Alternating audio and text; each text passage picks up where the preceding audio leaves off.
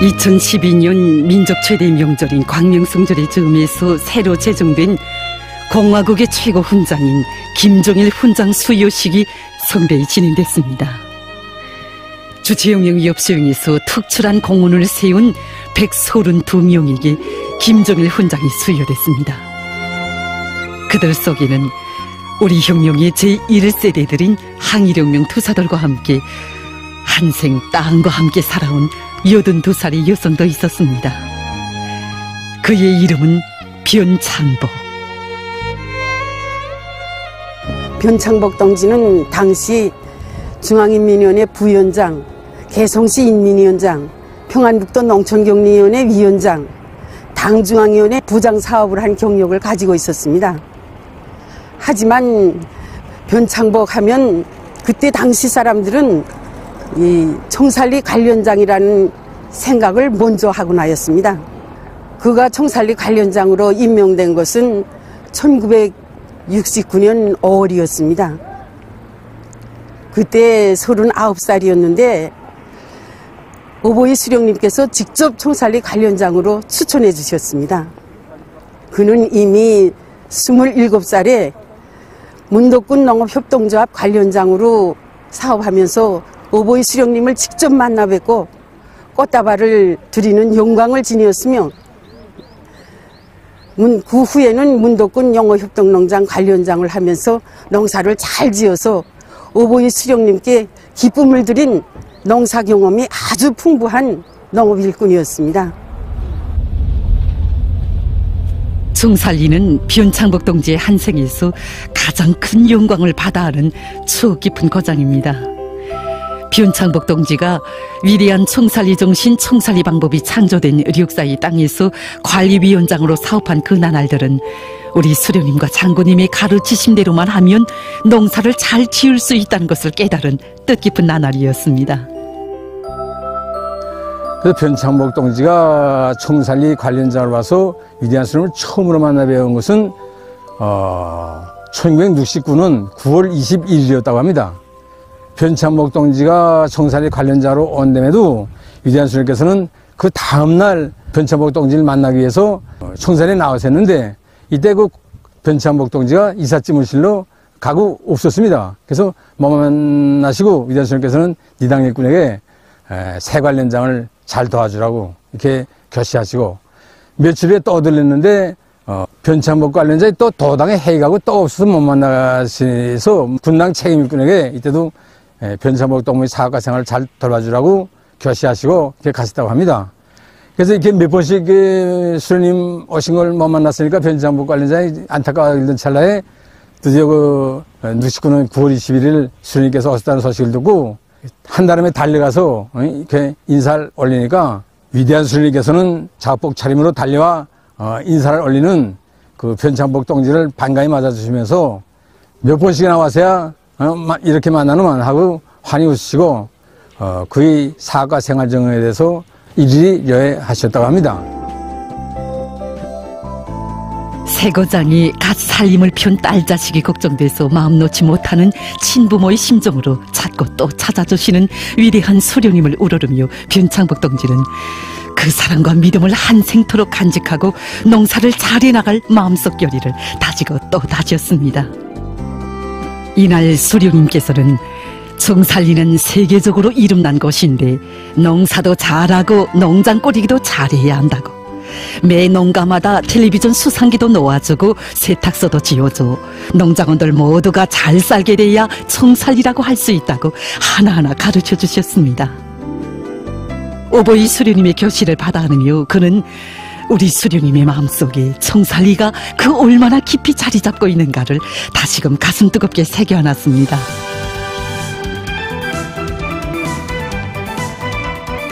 총살리는 나의 시험포전이라고, 농촌에 가면 실농꾼이 돼야 나라의 정사를 제대로 펼 수 있다고 하시며 위대한 수령님께서는 위대한 생애의 전기간 총살리를 근 100차례나 찾아주시어 자그마한 농촌 마을에 불과했던 총살리를 세계가 다 아는 총살리로 전변시켜 주셨습니다. 1974년 10월 6일 우리 총살리에서는 우리나라에서 처음으로 만든 벼수악기 시운전이 있었습니다. 이날도 바로 오보시령님께서 이 시운전을 보시기 위해서 우리 농장을 찾아주셨습니다. 그날 벼수악기가 벼를 눕혀 나가고 있는 작업 모습을 보시던 오보시령님께서는 정말 성공했다고 대단히 만족해 하셨습니다. 그때 그 일꾼들이 이 벼수악기 이름을 달아줄 것을 오보시령님께 간청을 했습니다. 그러자 오보시령님께서는 우리나라에서 이제 처음으로 만든 벼수악기가 우리 총살리에서 성공했으니 이 벼수악기 이름을 총살리어로 하자고 결심하셨습니다. 그날 변창복 동지는 오보이 수령님의 배려로 이제는 벼가을까지 다 기계로 하게 돼서 정말 꿈만 같다고 말씀 올렸습니다. 우리 농민들이 모내기, 김내기, 가을고지까지 다 기계로 흥겹게 하게 된다면 얼마나 좋겠는가고 그날을 앞당기기 위해서 이런 좋은 기계들을 많이 만들자고 하시며 우리 수령님 그 이름 지어주신 정살리오 벼수악기. 그 이름에는 온 나라 농촌을 정살리처럼 살기 좋은 사비지 낙원으로 전변시켜 주시려는 깊은 뜻이 새겨져 있었습니다.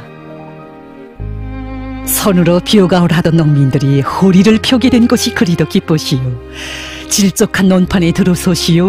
흙이 묻어나는 것도 아랑곳하지 않으시고 벼수악기를 따라 천천히 걸으시며 그 가동 상태도 가늠해 보시던 그날의 수령님의 태양같이 환하신 그 미소는 오늘도 청산벌과 더불어 우리 인민들의 마음속 깊이 새겨져 있습니다. 1974년 10월 풍년든 청산벌에서는 문화예술 부문과 출판 보도 부문 사이의 체육경기 대회의 첫 종목으로 특별 경기가 진행됐습니다.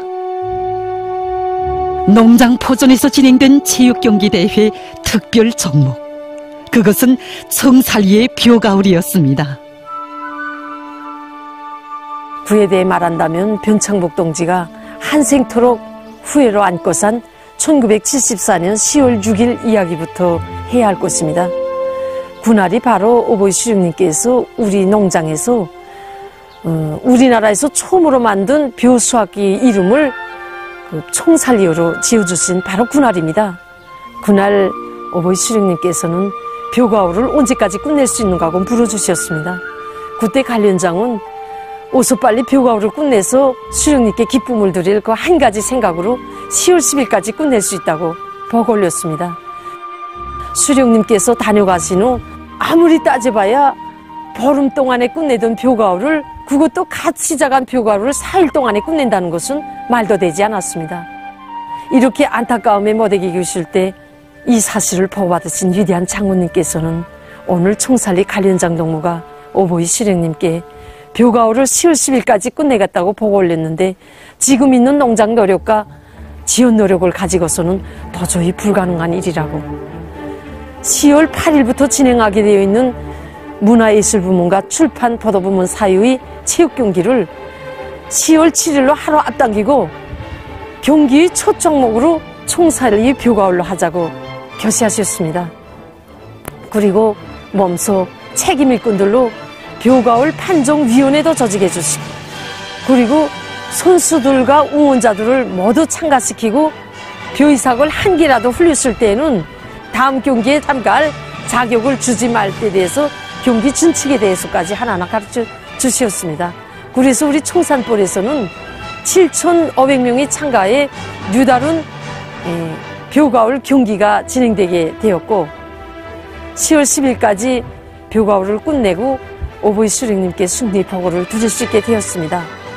지금도 우리 청살리 사람들은 보고는 관련장에 올렸지만 그 집행을 하신 분은 우리 장군님이시라고 늘 이야기하고 있습니다. 장군님, 무엄한 이 전사를 질책할 대신에 이렇게 특별 조치까지 취해주시는 그 사랑과 믿음이 천만 분의 하나라도 보다 못하는 이런 불효막심한 자식이 천이면 뭐라고 만이면 뭐라겠습니까? 내 한생 거짓을 모르는 땅처럼 깨끗하고 순결한 마음으로 쌀로서 오직 우리 당만을 받들어 가겠습니다. 먼 훗날에도 변창복 동지는 이에 대해서 자주 회상하면서 그날이 우리 장군님께서 취해주신 사랑의 조치는 우리 일꾼들이 수령님을 진심으로 받들려면 어떤 자세와 입장에서 일해야 하는가를 가르쳐준 한생의 귀중한 지침으로 됐다고 이야기하곤 했습니다. 예술영화 여자 뚜락도르 운전수, 사실 영화의 요 주인공과 저희 할머니와는 남다른 인연이 있습니다. 한생을 농사로 들고 오신 우리 할머니가 뚜락도르 운전하는 법을 이 다름 아닌 영화 배우에게서 배웠다고 하면 많이 놀랐을 겁니다. 어느 해인가 그 모내기 초래도 그때도 그 문화예술부문의 일꾼들이 총살내 농촌 지원하고 있는 중인데 위대한 장군님께서 뜻밖의 할머니가 관리 현장으로 일하고 있는 그 총살이를 또다시 찾아주셨다는 것이 아니겠습니까? 그래서 위대한 장군님께서는 할머니에게 구체적인 농사 실태와 그 권린 문제들을 하나하나 물어보시고 또 국복 방도들을 구체적으로 가르쳐 주시다가 문득 할머니에게 관련장 농무는 뚜락도르를 뭘 줄 아는가고 이렇게 물어주셨다고 합니다. 그래서 할머니는 뚜락도르를 비롯한 농기계들을 잘 다룰 줄 모른다고 이렇게 말씀을 하셨습니다. 그래서 할머니의 보고를 받으신 위대한 장군님께서는 협동농장 관리위원장들은 뚜락도르나 모내는 기계들을 능숙히 다룰 줄 알아야 한다고, 특히 청산협동농장 관리위원장은 모든 농기계들을 다 능숙히 다뤄야 된다고 이렇게 간곡히 가르쳐 주시면서 예술영화에서 그 여주인공 역을 수행한 그 배우를 가르치시면서 저 동무는 배우지만 뚜락도르 운전법을 직접 배워서 영화에서 직접 몰았다고, 동무도 결심 품고 달라붙으면 능히 그 뚜락도르를 비롯한 농기계들을 다룰 수 있다고 신심과 용기를 주셨다고 합니다. 그 다음날 할머니가 일을 끝내고 뚜락도르 운전법을 배우기 위해서 논판에 나왔댔는데 그때 영화의 여주인공도 나와 있었다고 합니다.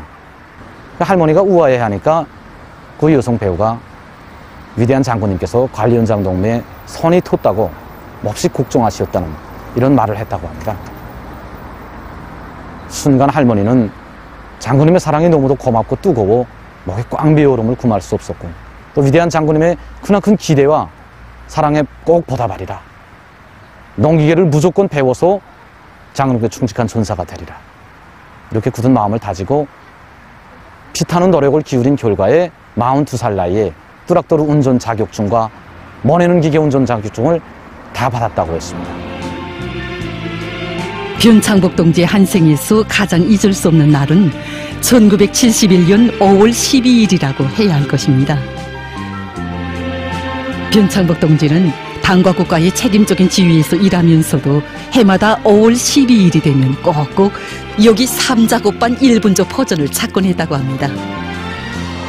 그날은 위대한 장군님께서 몸손 모내기를 하신 뜻깊은 날이었습니다.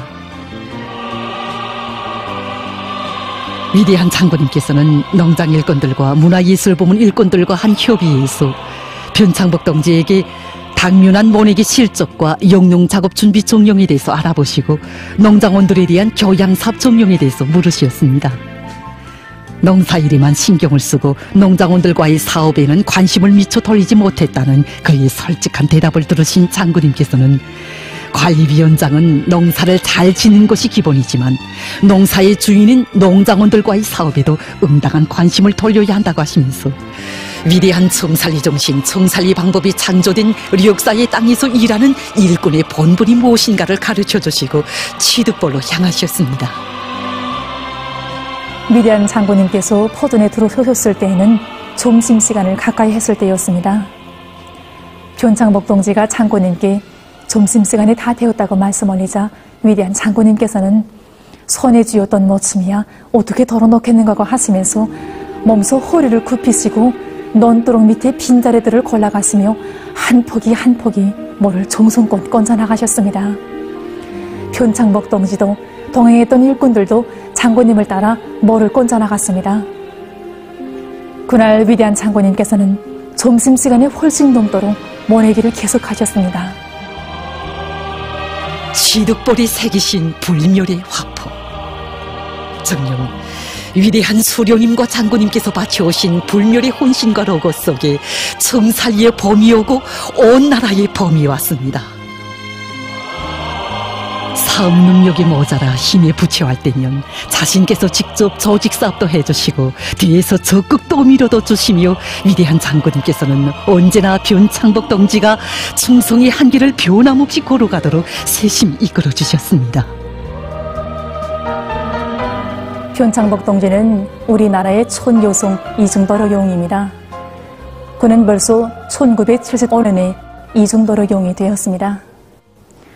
어느 기회인가 오보의 수련님께서는 몸소 변창복 동지를 몸 가까이 부르시고 전사자인 동무를 처음 만났을 때 남편도 없이 유복자 하나를 키우며 시부모를 모시고 있다는 말을 듣고 마음이 처참했는데 이제는 이중용이 되었다고, 내가 동무에게 아이를 잘 키우고 농사를 잘해서 꼭 용이 되라고 했는데 오늘 이렇게 이중용이 되었다고 하시면서 자신께서는 정말 기쁘다고 뜨겁게 교시하셨습니다.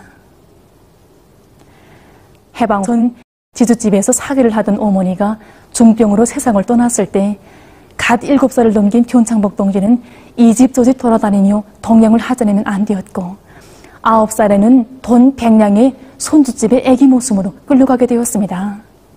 그 옛날의 애기 모습이 관리위원장으로 국가일권으로 이중도로용으로 김일성 훈장, 김정일 훈장 수훈자로까지 될 수 있은 것은 우리 수련님과 위대한 장군님의 따뜻한 품을 떠나서는 생각할 수 없습니다. 그때가 1979년 겨울이었습니다. 그때 저희 시어머니는 강원도에 지도사업 나가게 있었습니다. 근데 그날 갑자기 한일군으로부터 급히 평양에 도착하라는 전화를 받게 됐습니다. 위대한 장군님께서는 변창복 동무가 일찍이 남편을 잃고 혼자서 아들을 키워왔는데 우리가 그 아들의 결혼식을 차려주자고, 하루 전에 잔치 준비를 다 해놓고 동무들이 나가서 축하해주라고, 나의 인사도 전해주라고 이렇게 교시하셨다는 것이었습니다. 며칠 후에 위대한 장군님께 결혼식을 잘했다고 큰절을 올리는 어머니에게 위대한 장군님께서는 결혼식을 잘했다니 정말 기쁘다고, 이제는 마음을 놓을 수 있게 되었다고, 위대한 수령님을 받들어서 일을 더 잘할 수 있게 되었다고 무척 기뻐하시면서 아들과 며느리도 일을 잘하여야 한다고 교시하셨습니다. 우리나라의 첫 여성 이중노력 영웅 변창복 동지. 그가 걸어온 한 생은 우리 수령님과 장군님의 각별한 사랑 속에 흘러온 참으로 영광스러운 나날이었습니다. 어젯밤 속에서 수령님 만나 뵙고 너무 기뻐 품이 안겨 울었습니다.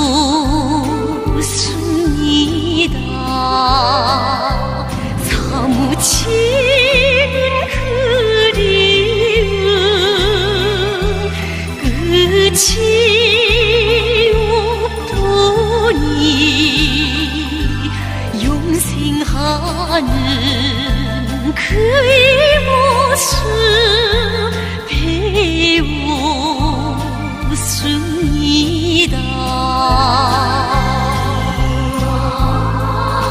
그는 자기의 한 생을 돌이켜보며 쓴 글에 이런 말을 남겼습니다. 정상위 관리위원장, 정녕 그 부름에는 나의 한 생에서 가장 영광스럽고 행복스러운 시기가 뜨겁게 어려 있습니다. 우리 수령님과 장군님은 인정 많으시고 다심하신 아버지, 원칙적이며 당에서 하라고 하는 대로만 하는 일꾼을 제일로 사랑하신 세상에서 가장 친근한 오보이시라고 나는 말하고 싶습니다. 그렇습니다. 한평생 이 나라의 멀고 험한 포전길들을 쉼없이 찾고 찾으시며 우리 수령님과 장군님께서 만나주시고 키워주신 신롱꾼 애국 농민들은 그 얼마입니까? 그 자유로운 품속에서 변창복 동지만이 아닌 수많은 이 땅의 참된 주인들이 자랐습니다. 오늘은 그 후대들이, 아니 온 나라 농업 근로자들이 우리 당이 제시한 사회주의 농촌혁명 강령을 높이 받들고 농촌진흥의 새 시대를 이뤄나가기 위한 벅찬 도쟁에 한 사람같이 떨쳐 나서고 있습니다.